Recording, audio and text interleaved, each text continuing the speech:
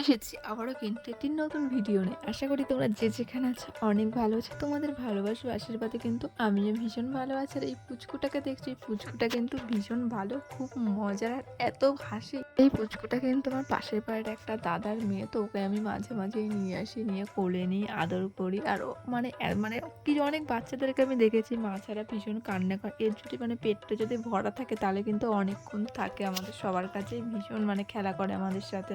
তারপরে কিন্তু আমরা সবাই মিলে ও আমাদের সাথে ছিল। আমরা সবাই মিলে কিন্তু এখানে বেরিয়ে পড়েছিলাম ফুল খুঁজতে। কারণ কালকে যেহেতু শ্রাবণ মাসের ২য় সোমবার, তো আমি ১ম পাতে জল ঢালতে পারিনি একটা সমস্যার জন্য।